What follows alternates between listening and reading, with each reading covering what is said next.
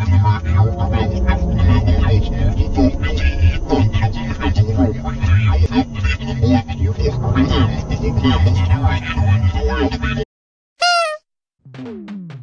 everyone, and welcome. Today, I'm going to be revisiting an absurd horror game that I and many others like to associate with our childhoods. So go grab a slice of pizza, or whatever you want to snack on, because today, we're going to be talking about some things that you may have forgotten about, things that you haven't seen in a while, and things you shouldn't have seen in the first place. You will recall old feelings such as nostalgia, happiness, and fear. So prepare yourself for that. And finally, the most important of them all. If you want to watch my first video about this game, link is in the description. Alright, you guys ready? Because today, I'm going to be talking about Five Nights at Freddy's. Again.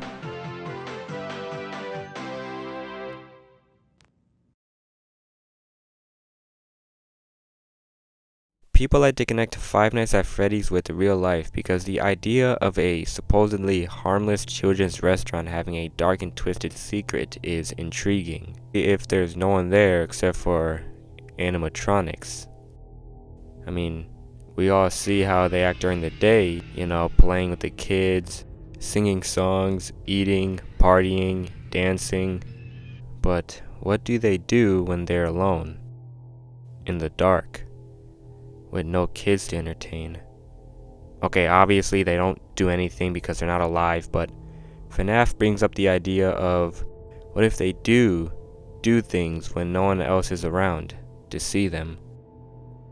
So many people like to compare Freddy Fazbear's Pizza with Chuck E. Cheese since, I mean, pizza, animatronics, partying, you know, no brainer.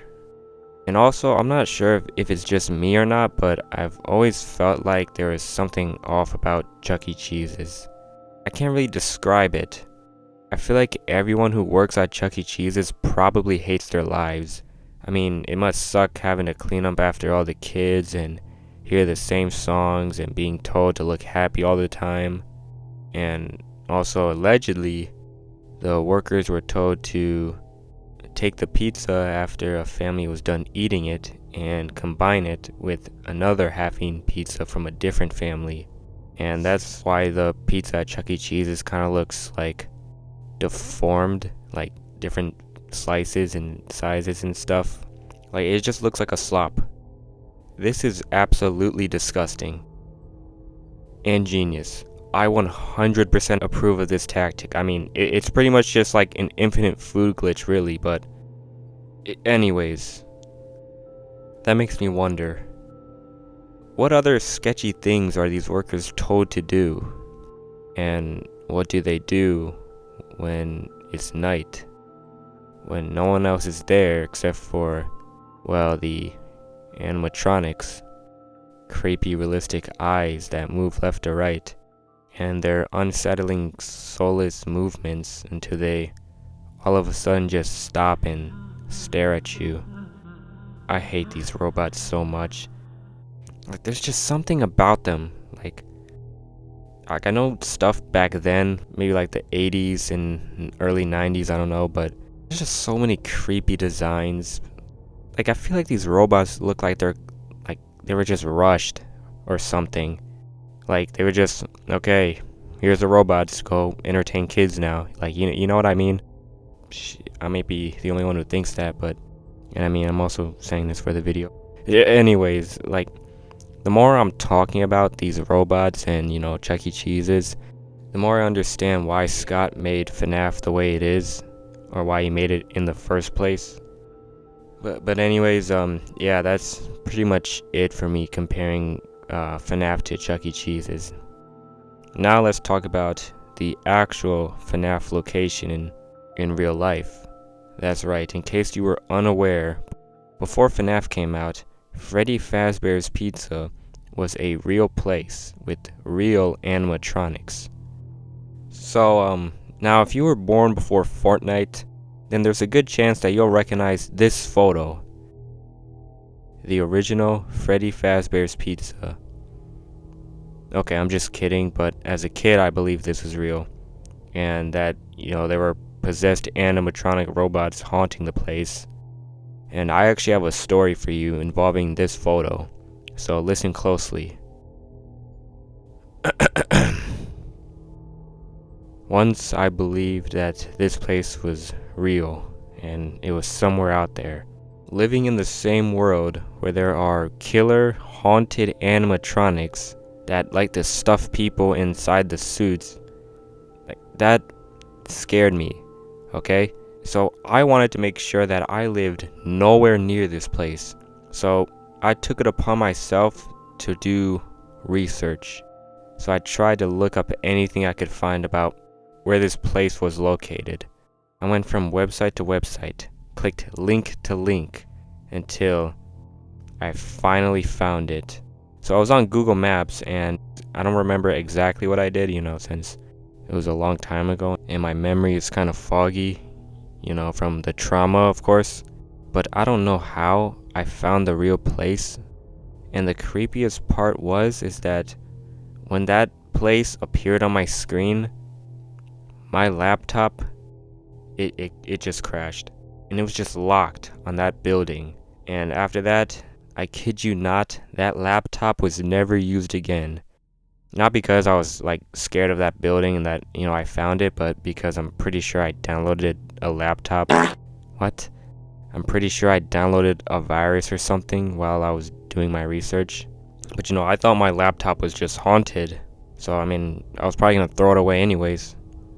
And that's all I can really think about to say about FNAF IRL. If you got any stories, share them in the comments. You leave a like, maybe subscribe. Is that asking too much? I'm sorry. Just please subscribe. Really want to start making money. And also, I'd love to hear them too. All your stories. Yeah, so let's move on to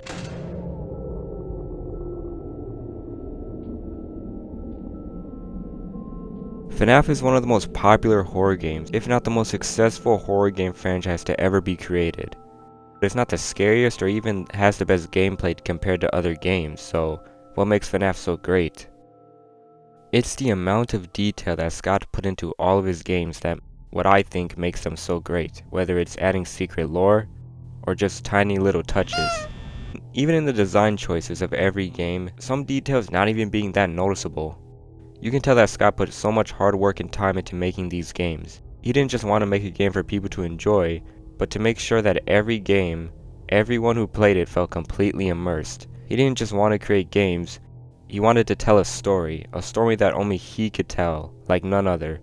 And the consistency of every game he made is just outstanding. Like, how can a game be so detailed and release so quickly? And the best part of all of this is that he worked on all of these games alone, with the only help from his sons to playtest. And that is why I believe FNAF is so great. And I believe that this was so inspiring for others that they too wanted to create games to be just like FNAF. So there are many different games inspired by FNAF, and there are a lot of games with their own unique stories, details, and mechanisms. And because there are so many, I'll only be talking about, the most popular ones and the ones that I enjoyed very much as a kid. And, I'll just pretty much just be summarizing each game. So, yeah, let's start off with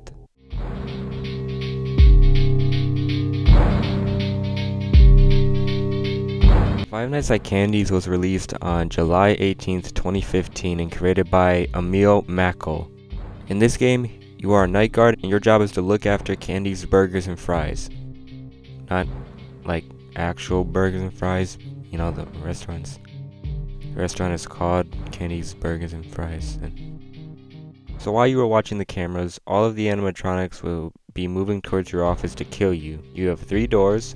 Candy and Sydney the cats, who are the face of the franchise, will appear at the doors. You can tell they're there when you see glowing white eyes in the doorway. There's also Chester the chimp, the penguin, Vinny, who is a creepy ass marionette, Blank, who is a robot that kids draw on and he breaks the cameras when you look at him, and Old Candy, who is an older version of Candy, I guess, and Rat, who only appears on the 6th night. You have to make it at 6 a.m., and after each night you beat, you will be shown a cutscene revealing the unique lore of this franchise. This game also takes place in the Fnaf universe. The phone guy will actually make fun of Freddy's, which I found pretty funny, and even funnier enough, there was a point in time where people actually believed that Candy was going to be in Fnaf 3, before that game came out. There's also a Markiplier Easter egg. If you click on a drawing of Markiplier, he will pop up on this screen and start yelling. There are 3 Candy games in total, and let me just tell you, the improvement in quality for each game is... Hold up.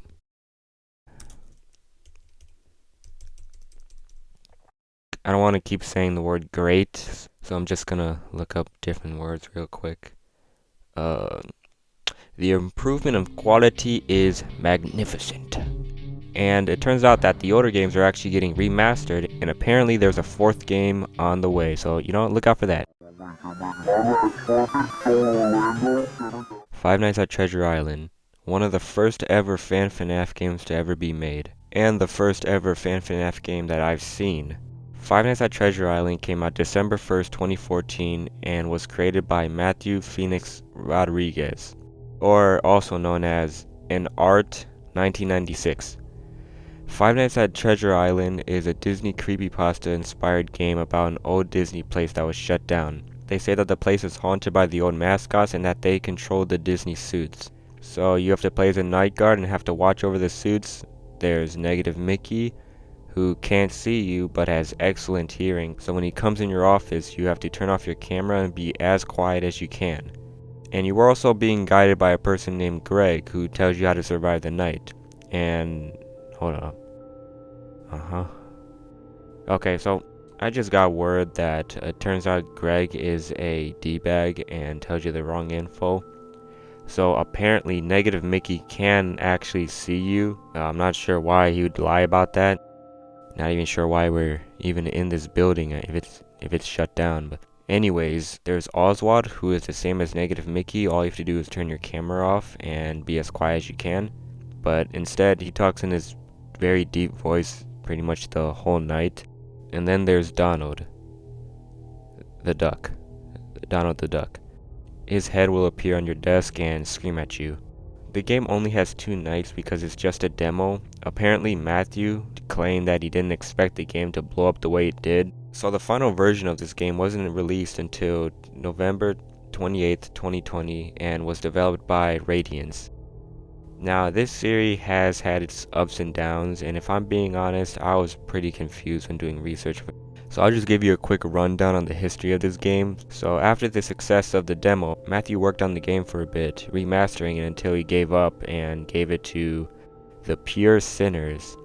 Everything was going well until all of a sudden they had to cancel it because a file got corrupted. And many years later, the game was continued and finally finished by Radiance. And even Matthew got to come back and voice act in the game. Not 100% sure how accurate this is, but I do believe that this is what happened. And it was also a lot more complex than I just made it seem. I just pretty much told you guys what happened in like 2 sentences. But what really confused me while I was doing research for this game was that I saw that there were only 3 suits that can kill you. And so I was thinking, well, I mean, this ain't right. So I tried to find more, and I did. There's Negative Mickey, Oswald, The Face, Daisy Duck. I dislike the idea of living, so I'll do something about it, Mouse. And Jeff the Killer, God, Pluto, Negative Minnie. Whoa, hold on. Jeff the Killer, God? What kind of place is this? So yeah, this game has fan games, ironically enough, and that's where these 2 characters come from. What they have to do with Disney, I have no idea. I've never heard or read the creepypasta, so this threw me off a bit. Anyways, that's pretty much it for this game. Welcome one and all the funky bumpties. If your lights turned off, then you're safe. One Night at Flumpty's 2. So if I'm being honest, this game is one of the ones I was most excited to talk about until I found out what the creator did. Let's just say he was trying to meet up with a 13-year-old at 21 while trying to get some cupcakes. So yeah, I'm not going to be talking about this game that much. Released on April 11th, 2015, created by this guy. Flumpty is an egg who's immune to plot and can transcend space and time. Not immune to allegations though, and definitely not transcending this time. In this game you have no doors, so all you have to do is shut off the lights when they appear and close the vents. There's a weird white cube guy named Birthday. I mean, if he would have just waited for like 5 more of these, he wouldn't be in this pickle. Then again, he'd be 26. What a weirdo. There's also a clown, owl, red eye monster, golden Flumpty. They all just peek through the opening, except for the owl, clown, and red thing. And yeah, there's a third game, I guess. I don't know why you'd want to play that.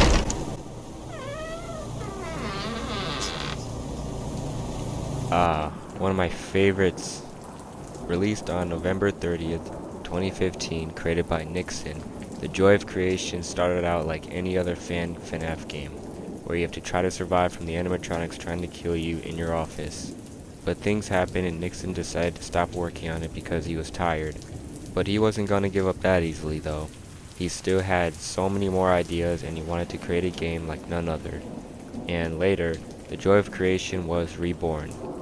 This version of the game is what I believe most people are familiar with. There are many different rooms that you have to try to survive in. Each room you beat will unlock a new one. The first level puts you in a weird building that kinda seems like a normal house but is actually a maze. And in that maze is Ignited Freddy. If Freddy finds you, he'll chase you and kill you. At first, while the game was still new, there was no way for anyone to win. You just had to try to survive as long as you could. And Nixon would later add a goal and also improve the game since it was new and very buggy. And after you did that, nothing. You just die, but you would unlock the next stage, which was the basement, where Ignited Bonnie is. So for the basement, you pretty much just had to do the same thing with Freddy, just collect 5 items under a time limit. And after you beat that, you'd unlock the next stage, which was Chica and the 10 pages. It's just Slender Man in the 8 pages, but instead you collect 10. Chica will chase you, and you have to quickly glance at her and look away to keep her back. But if you look at her for too long, she'll kill you. And after that, you unlock the final stage, which is with Ignited Foxy. So here, you have to collect 5 items under a time limit like any other, but I like this stage because it goes off of Fnaf 2 of him being affected by the flashlight. Foxy keeps his eyes closed, so you have to be as quiet as you can so he doesn't hear you. If he can't hear you after a while, he will open his eyes back up, and when he does that, you have to flash his eyes with your flashlight. Flash too early or too late, and you'll be dead. If you beat every stage, then you'll unlock a bonus stage, which pretty much just shows you the ignited models. And honestly, looking back at this game, it's honestly not as good as I remembered it, but it does not end here. See, Nixon took everything he learned from making Reborn and created the Joy of Creation story mode, which is a great game with such an interesting story about Scott having to face off against his own creations. There's also a Halloween game with Springtrap, and the Joy of Creation story mode is actually getting remastered, and I cannot wait for that.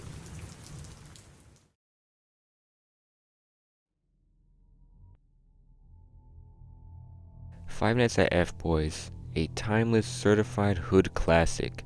Five Nights at F-Boys is a masterpiece to say the least. Released on March 10th, 2015 by Sable Lin and Joshua Shaw, some of the earliest brain rot to ever be made. In an RPG fashion, Freddy wants to live a life of debauchery, so he and his friends get together to shit on the cameras, and a bunch of other things happen along the way. After you finish shitting on the cameras, you enter the office, and instead of seeing the security guard, you find Golden Freddy who's pissed off that you didn't invite him, so you shit on him too. Also, Freddy says some things. Inhale my dong, enragement child. I mean, I guess it's okay since they're robots, so. Fake FNAF 3 trailers. Here's a little bonus for you guys. Did anyone else fall for these fake Fnaf 3 trailers? The hype after Fnaf 2 was huge, so while Scott was hard at work trying to make Fnaf 3, many others took this as an opportunity to make fake trailers. There's one trailer that I remember very well by Golden Lane Studio, which shows a game that looked like it was going to be free roam. You had a little screen to look at cameras and a flashlight, while all the animatronics tried to find you. It looks like it took place in this abandoned mall or some sort of abandoned place. And there's this other thing that I remember. It isn't a trailer, but I do remember a real game that was supposed to be Fnaf 3, but obviously it wasn't. It was in the Fnaf 1 location, but it had the Fnaf 2 and 1 animatronics and some other ones like Candy from Five Nights at Candy's and stuff. I'm going off memory because I can't find this game anywhere. So I mean, if this sounds familiar to you, let me know in the comments. And finally, this isn't a game, but I also remember a series called How to Make FNAF Not Scary. It was just a bunch of memes and stuff, and it did not in fact make FNAF not scary for me. And yeah, that should be it.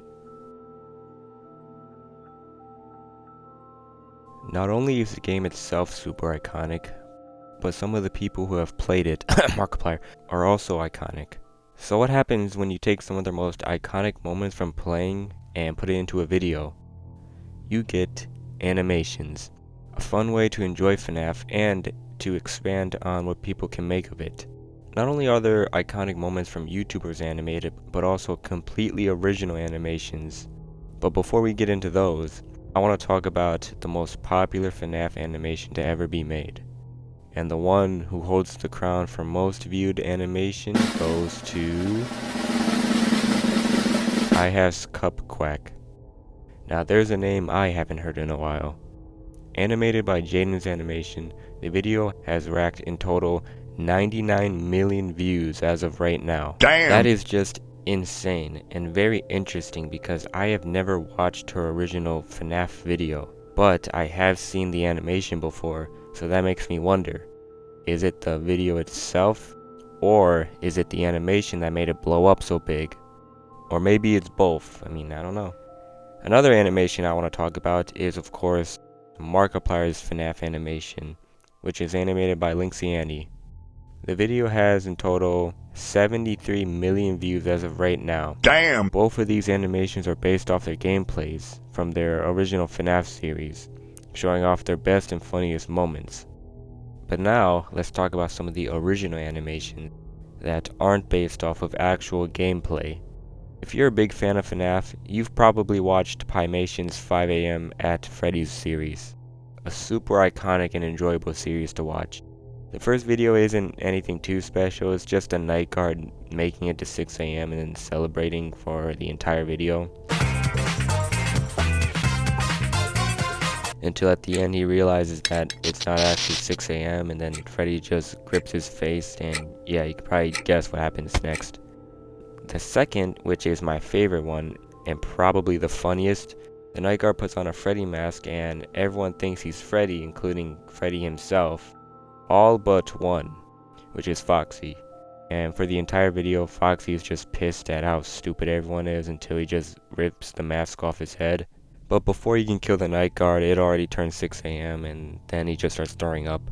The third one, which is one that I also very enjoy, Springtrap tries to kill the night guard, but is too stupid and thinks that there's an actual kid somewhere in the pizzeria because of the Balloon Boy audio that you can play. So for the entire video, Springtrap just keeps going back and forth till he finally gets a chance to kill the night guard, but then gets crowbarred. The fourth video is just a bunch of random stuff that happens every hour, and at the end of the video, he claims that I'm finally done with this stupid series, and that's where it actually does end off until he uploads another one 7 years later. While finding videos, I found this one by Crazy Boris Productions that I watched as a kid. There isn't any talking, but it's just him trying to survive while the animatronics fail to kill him. There's also a part in the second video where Balloon Boy shows up and he just fucking chucks a flashlight at him, which I thought was hilarious. There's 3 videos in total, but I've only seen the second one as a kid. Next up are the Gmod videos, which is just a bunch of random stuff that happens, you know, in Gmod fashion. Just yelling, shaking, memes. My favorite being from SMG4, R64 Mario Spaghetti Ria, which is just memes and spaghetti. Now, a warning for everyone watching this video. The rest of the time while talking about animations, I will be talking about the ones that I like to call the ones we don't talk about.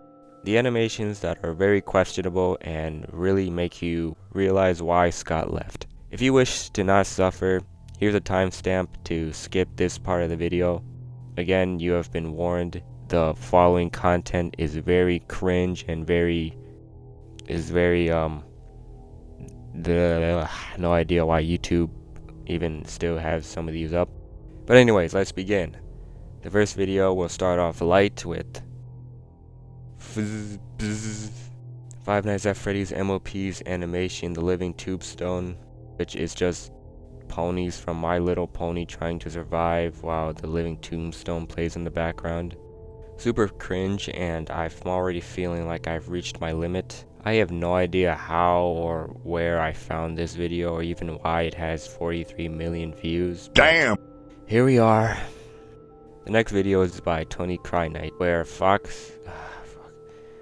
Foxy and Mango get very intimate and Chica gets jealous and destroys Mango and a bunch of other stuff that I'm not in the mood to talk about.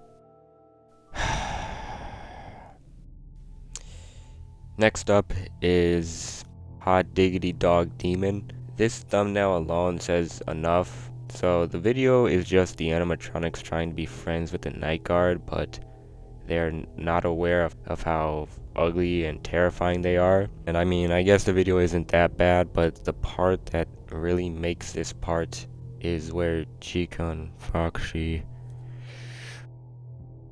here's some images of what happened. I have no idea how this got past YouTube, and hey, I mean, Living Tombstone even commented on it. And thankfully that's all I can remember for this part of the video. You know, and if you enjoy watching these videos and you think I'm a poopy head because I don't like them, that's fine. I mean, I am a strong believer that we are all entitled to our own opinions. I mean, I still listen to Kanye after what he said about Hitler, and even LeBron is still the GOAT even after going to all those P. Diddy parties. And yeah, every single video I've talked about will be linked in the description if you want to watch any of them. Something even more iconic than animations are the songs, with Fnaf songs being the most viewed videos about Fnaf on YouTube, even going as far as to making it into the Fnaf movie. And I'd even go as far as to say that people who haven't played a single Fnaf game has at least once in their life listened to the Living Tombstone song. And that is just how hard they hit. Something about Fnaf just gets people writing good songs. So I'll be talking about a few of the most popular Fnaf songs and give you my honest opinion about them. Starting off with the Living Tombstone's Fnaf 1 song. It is the most popular Fnaf related video on YouTube at 376 million views and 500 likes as of right now. This song is great and super iconic. Instead of being about the night guard like most songs, this song ties in with the Fnaf lore, being in the view of the animatronics. You can tell that the Living Tombstone put a lot of effort into this song. Another song which is my personal favorite from the Living Tombstone is the Fnaf 2 song. I feel like this song is just as iconic as the first. Not only did they base it off the lore, but they've made up their own lore of what they thought the minigames from Fnaf 2 meant, and even created a nice little animation to go along with the song. The song is about a mom who lost her child and tries to find him. The child ends up getting murdered and brought back to life as an animatronic. Just amazing storytelling and creativity. They also made other hits like Die in the Fire, which is a pretty good song and honestly could have been its own. Alright, that's enough glazing the Living Tombstone. Now it's time for JT Music. So JT Music has always had fun music to listen to, not being as serious as the Living Tombstone, but still pretty entertaining. One part of these videos, and something JT Music has always been good at, is making the chorus. That part of the song always slaps. I used to love listening to their Fnaf 1 through 4 raps.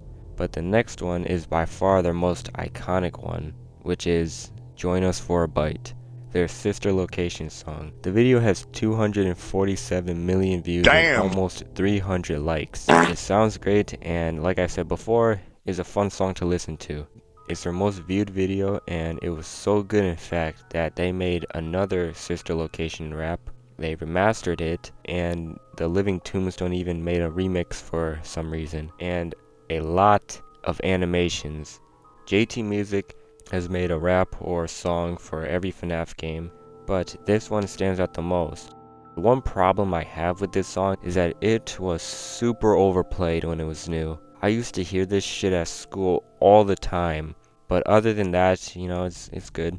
So a lot of Fnaf songs have aged like fine wine and still sound good to this day, while others have not aged so well, and as a matter of fact are now, in my opinion, considered to be cringe. But no other song, I feel, is more cringe than Mando's Ponies Survive the Night, which is a song about trying to survive the night from animatronics that want to be your friend, but also want to kill you, I guess.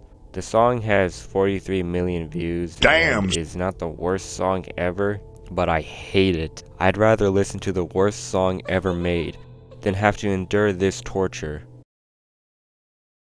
Okay, I take that back. I think this song, like, I don't know why I hate this song so much. I feel like it's just his voice. I mean, he doesn't have a bad voice at all, but it's just something about it that just makes me feel so uncomfortable. Like, it's like listening to my own voice. Like, my own voice makes me feel uncomfortable sometimes. But there's just something that, I don't know what it is. It's the tone, I don't know. It just, like, it feels oddly suggestible. I don't know how to describe it. And another reason why I hate this song is something I've mentioned before. This song was overplayed to death. I don't know about you, but I've heard this song so many times in school, and I think that it just ended up traumatizing me. The moment my teacher left the room and I saw a kid get up from his desk, walk over to his computer, I knew exactly what was about to happen. Hey, it's me from the future. I just came to speed this part of the video up a little bit because I did go on a little rant about this song, so just gonna speed this up. There we go. You know that episode of Family Guy where Peter just keeps playing The Bird is the Word Sorry, and back everyone to the gets video. excited? That's exactly how I felt about being in class.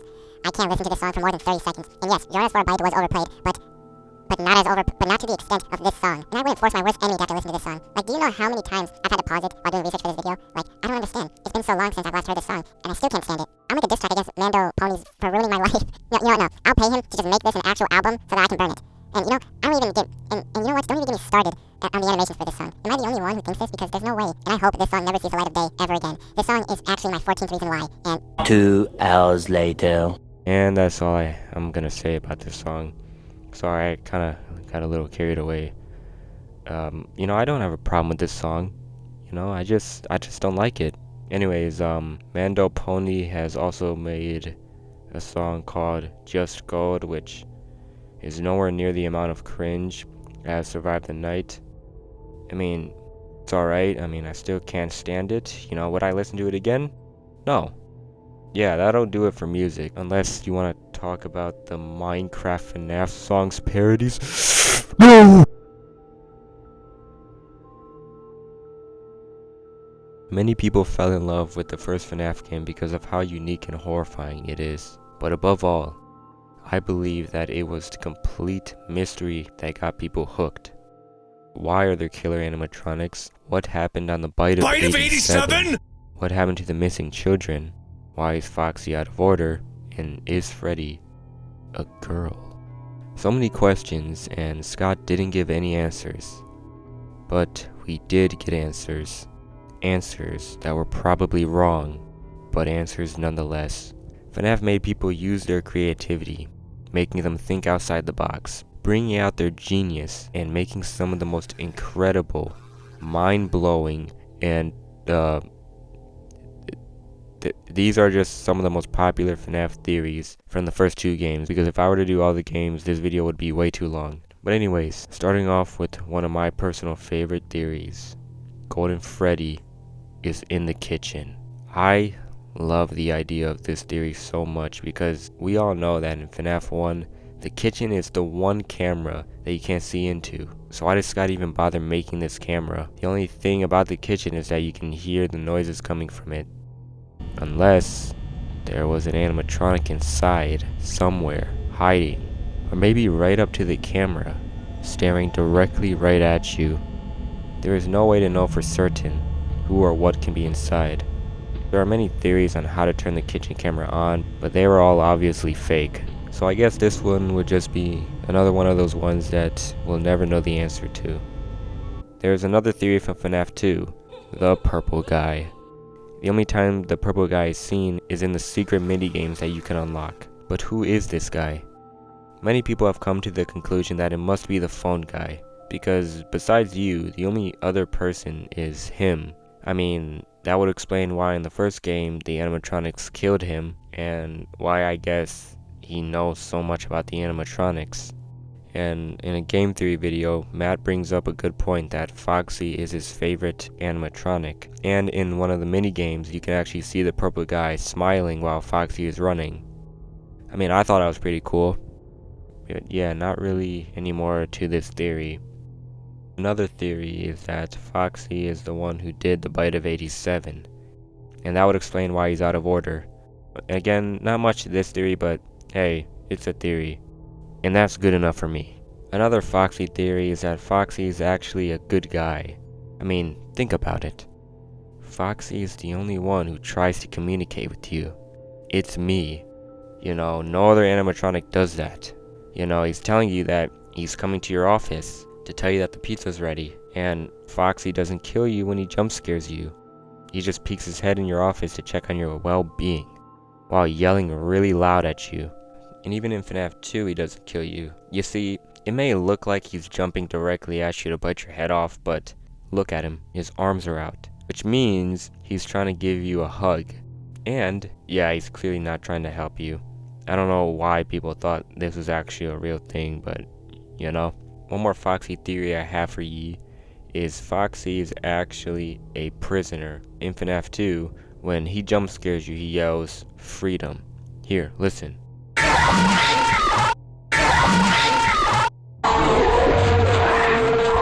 Alright, so that's enough Foxy. Let's talk about Freddy. So in FNAF 1, there's a theory that Freddy is actually a girl, because sometimes he hides in the girl's bathroom.